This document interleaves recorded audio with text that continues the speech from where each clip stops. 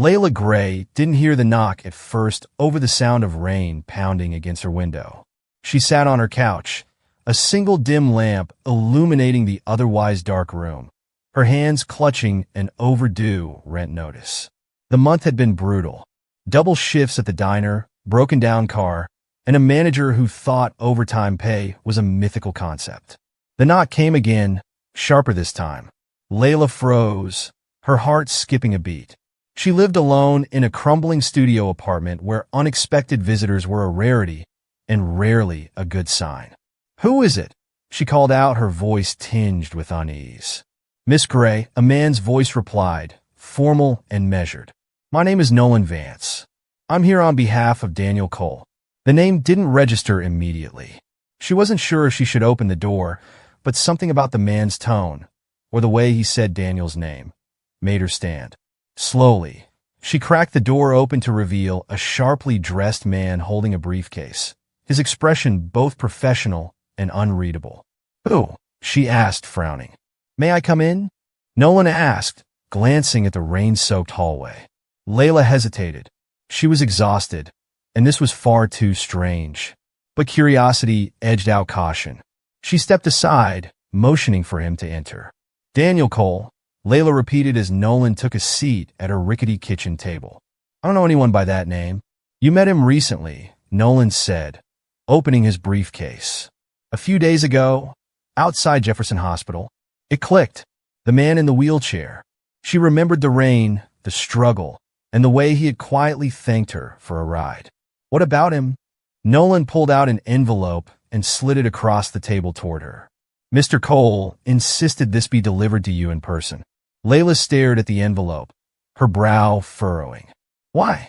"Because," Nolan said with a faint smile, "your kindness meant more to him than you realize."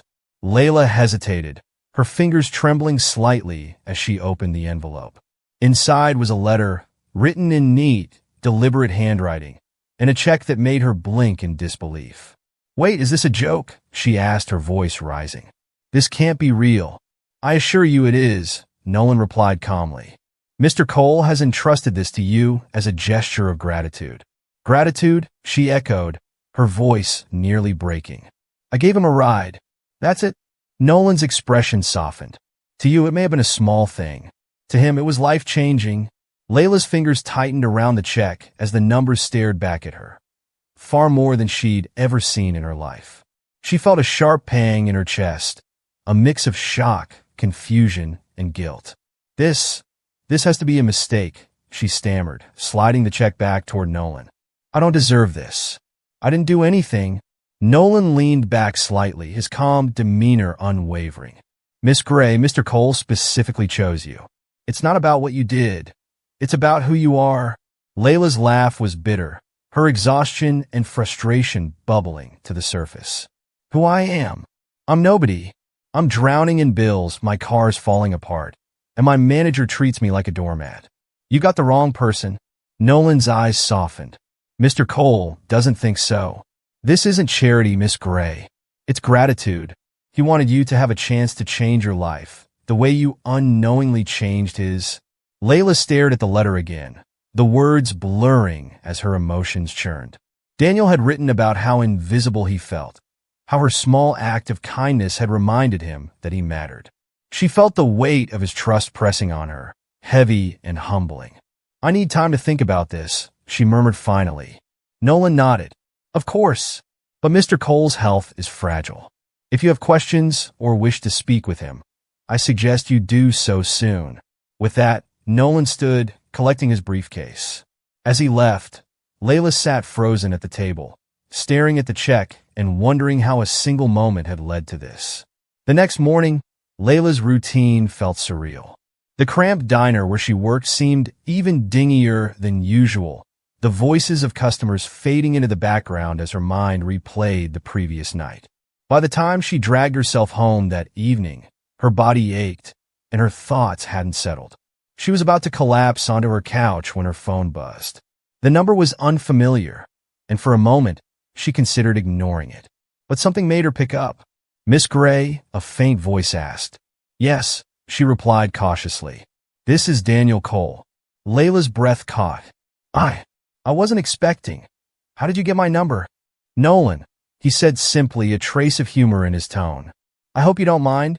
No, it's just, I don't know what to say. You don't have to say anything, Daniel said gently. I just wanted to thank you. Again, Layla sank onto her couch, the fatigue of the day catching up with her. I don't understand why you're doing this. I gave you a ride. That's all.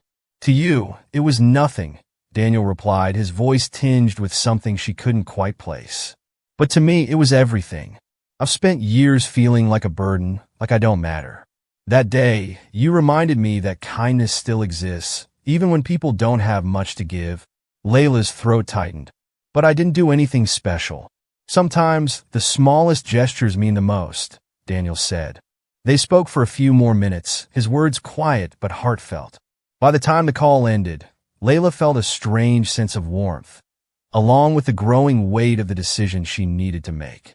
3 days later, Layla found herself standing outside Jefferson Hospital, her nerves fraying with every second.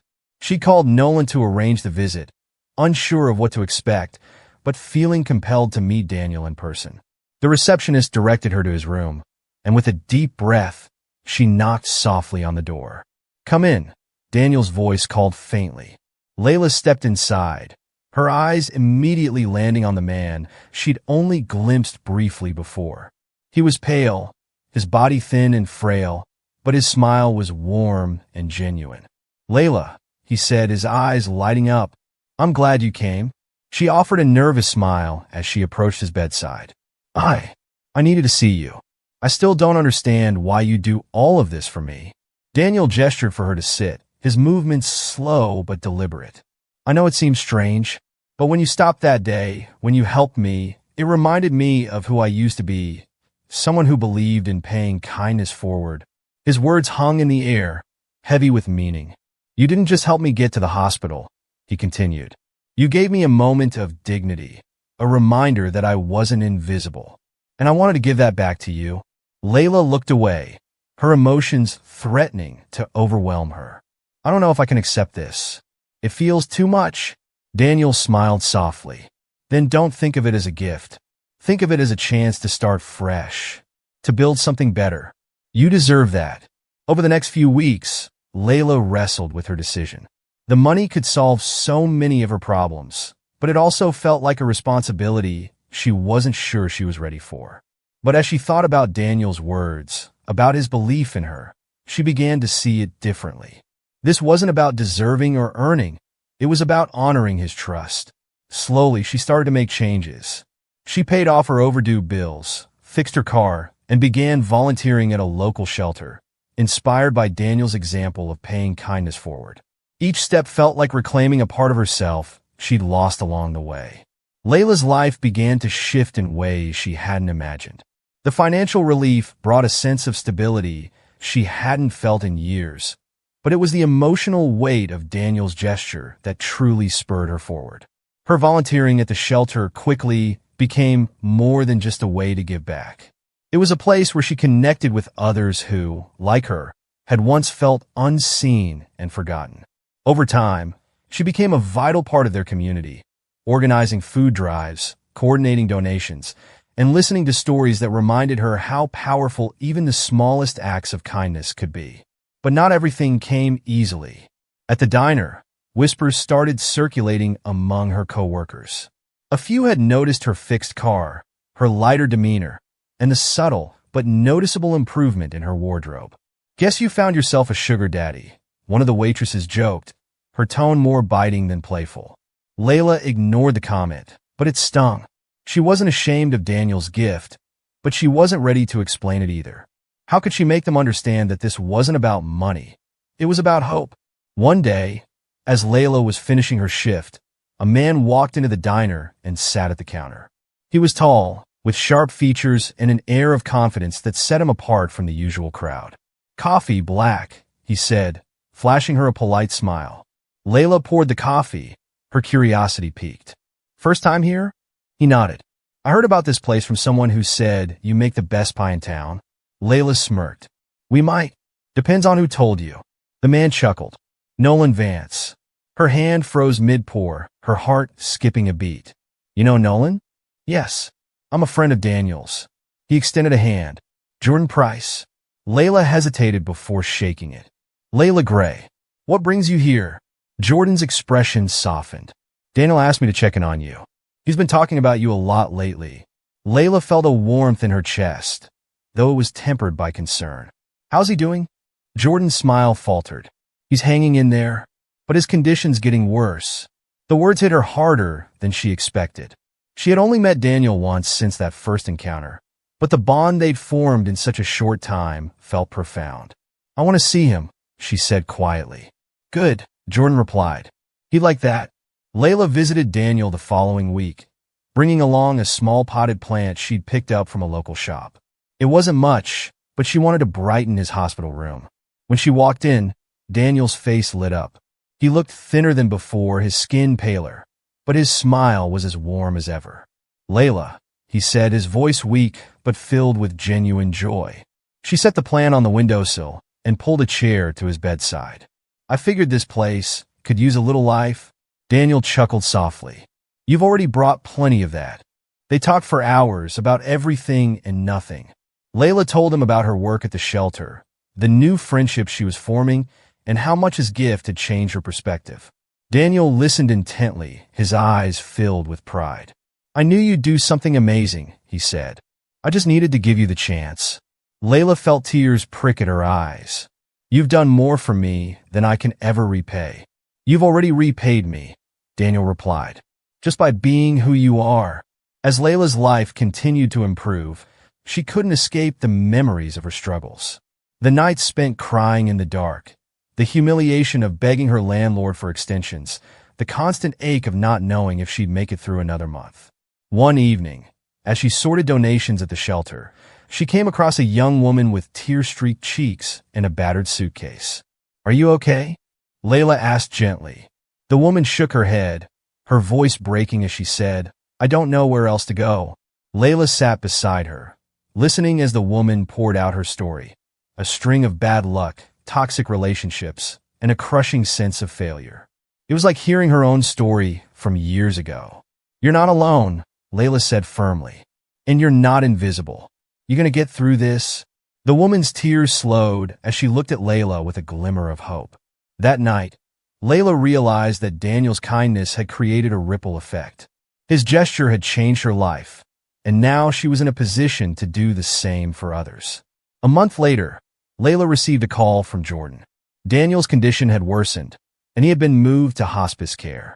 Layla visited him that same day, her heart heavy with dread.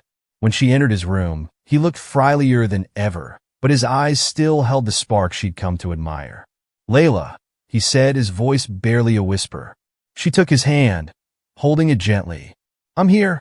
Daniel smiled faintly. "I have one last request." Layla's throat tightened. "Anything. Keep making the world a little brighter," he said. "Promise me?" Tears streamed down her face as she nodded. "I promise." Daniel passed away a few days later, leaving Layla with a profound sense of loss and an even stronger determination to honor his legacy. She continued her work at the shelter, expanding their programs and becoming a voice for those who felt unseen. The small house Daniel had left her became a sanctuary for people in need, a place where kindness and second chances thrived. Through her efforts, Layla saw firsthand how one act of kindness could ripple outward, touching countless lives. And every time she felt doubt creeping in, she remembered